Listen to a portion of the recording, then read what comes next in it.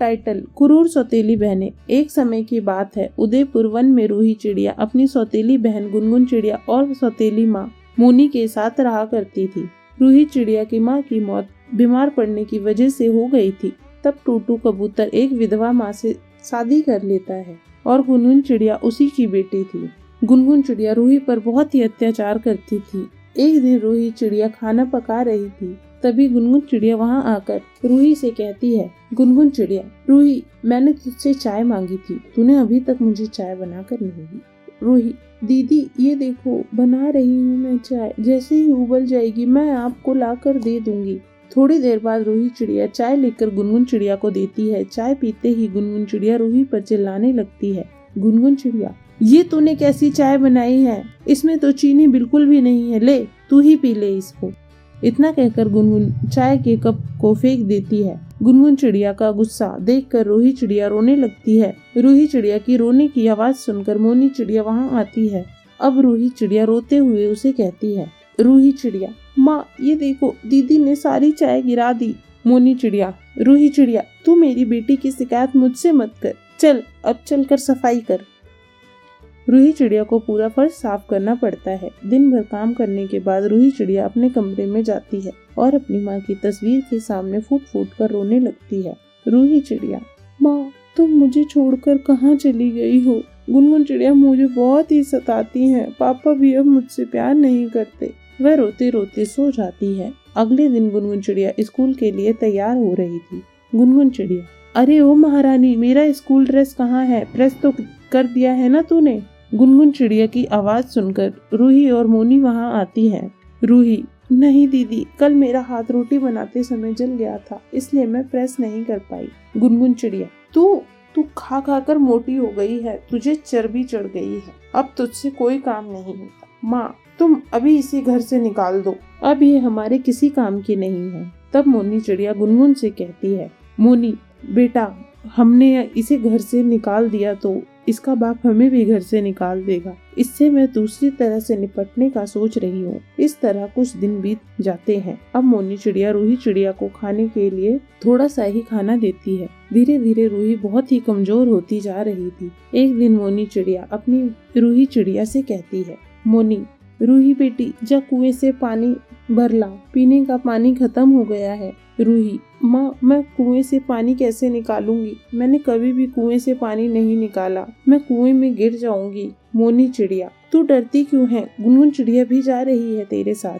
हिम्मत करके रूही चिड़िया कुएं से पानी भरने जाती है। जैसे ही वो कुएं से पानी निकालने लगती है, तभी गुनगुन चिड़िया उसको कुएं में धक्का देने के लिए जाती है। ऐसा करने से गुनगुन चिड़िया का बैलेंस बिगड़ जाता है और वो कुएं में गिर जाती है। गुनगुन चिड़िया, रूही मुझे बचाओ, मैं डूब जाऊंगी, मुझे बचा ले रूही, मैंने तुझ पर बहुत अत्याचार किया है, मुझे उन सब के लिए माफ कर दे, प्लीज मुझे बचा ले। रूही चिड़िया, दीदी तुम चिंता मत करो, जल्दी से रस्सी पकड़ लो और ऊपर आ जाओ। गुनगुन चिड़िया रस्सी को पकड़कर कुएं से बाहर आ जाती है।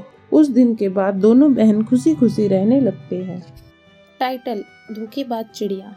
रामपुर वन में गुनगुनी चिड़िया अपने पति मोलू कबूतर के साथ रहती थी। मोलू कबूतर एक व्यापारी था। वह अक्सर अपने काम में बिजी रहता था। एक दिन गुनगुनी चिड़िया मोलू कबूतर से कहती है, गुनगुनी चिड़िया, बहुत दिन हो गए, कहीं बाहर घूमने नहीं गए, चलो आज घूमने चलते हैं, डिनर भी बाहर ही कर लेंगे। मोलू कबूतर अपनी पत्नी की बातों का जवाब नहीं देता। तब गुनगुनी चिड़िया चिढ़ जाती है। गुनगुनी चिड़िया, बहरे हो गए हो क्या? मैं कब से तुम्हें कुछ कह रही हूँ और तुम हो कि मेरी बात का कोई जवाब ही नहीं दे रहे। तुम्हारे पास तो मेरे लिए बिल्कुल भी टाइम नहीं है।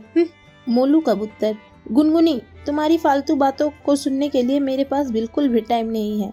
मुझे आज रात ही दूसरे शहर जाना है, बहुत बड़ा ऑर्डर मिलने वाला है। गुनगुनी चिड़िया, हाँ, तुम केवल अपने काम के बारे में ही सोचते रहो, मेरे लिए तो तुम्हारे पास टाइम ही नहीं रहता। तुम्हें तो याद ही नहीं है कि आज हमारी एनिवर्सरी है। आप अब मुझे ना बिल्कुल भी प्यार नहीं करते, बस दिन भर अपने काम में ही लगे रहते हो। गुनगुनी की ऐसी बातें सुनकर मोलू कबूतर कहता है, मोलू कबूतर, तुम भी क्या पागलों जैसी बातें कर रही हो? काम नहीं करूँगा तो पैसे कहाँ से आएंगे? अब जाओ, जाकर मेरे लिए एक कप चाय बना दो। तुम्हारी बातें सुन सुनकर ना मेरे सर में दर्द हो गया है। गुनगुनी चिड़िया चाय बनाने जाती है। चाय पीकर मोलू कबूतर दूसरे शहर जाने के लिए रवाना हो जाता है। अगले दिन गुनगुनी चिड़िया बर्तन मांज रही थी, तभी मोलू के पड़ोस में रहने वाला राजू कौवा उसके घर आता है। राजू कौवा दिखने में बहुत ही हैंडसम था। राजू कौवा, अरे ओ मोलू भैया, कहाँ पर हो? आजकल तो बिल्कुल भी दिखाई नहीं पड़ते। राजू कौवे की आवाज़ सुनकर गुनगुन चिड़िया वहाँ पर आ जाती है। गुनगुनी चिड़िया, राजू जी, तुम्हारे भैया घर पर नहीं है, वे काम के सिलसिले में दूसरे शहर गए हैं। अब कुछ दिन बाद ही आपकी उनसे मुलाकात हो पाएगी। राजू कौवा, क्या भाभी जी, जब देखो जब भैया काम में ही लगे रहते हैं, आप पे तो जरा भी ध्यान नहीं देते। आप उसको कुछ कहती क्यों नहीं हैं? गुनगुनी चिड़िया, क्या कहूँ राजू जी, मेरी तो मोलू कबूतर से शादी करके किस्मत ही फूट गई है। उसकी ये बात सुनकर राजू कौवा मन ही मन हंसने लगता है और गुनगुनी पर डोरे डालने लगता है। राजू कौवा, वो भाभी, मेरे घर पर पानी नहीं आ रहा है, क्या मैं आपके घर नहा लूं? गुनगुनी चिड़िया भी मन ही मन राजू को चाहने लगती है। गुनगुनी चिड़िया, कोई बात नहीं राजू जी, आप यहाँ पर नहा लीजिए, यह भी तो आपका ही घर है।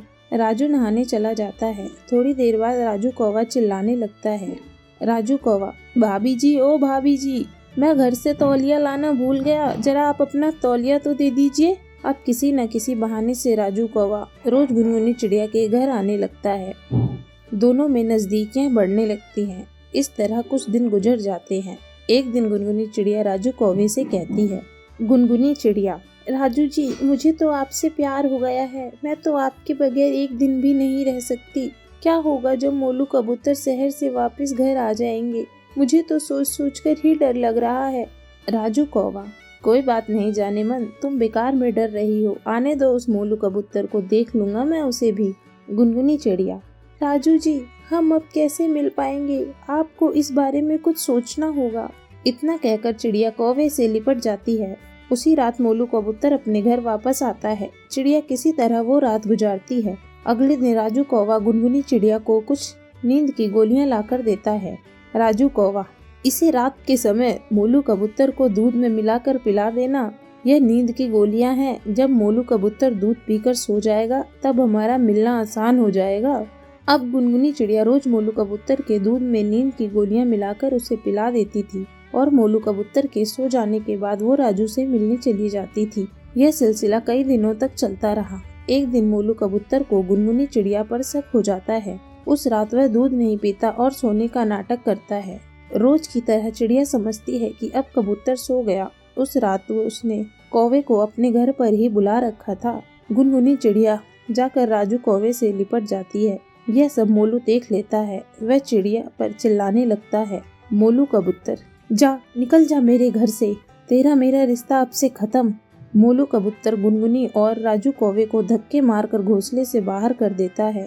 कौवा गुनगुनी चिड़िया को अपने घर ले जाने से मना कर देता है और वहां से भाग जाता है। गुनगुनी चिड़िया समझ जाती है कि उसने मोलू कबूतर को धोखा दिया है और उसे उसी की सजा मिली है।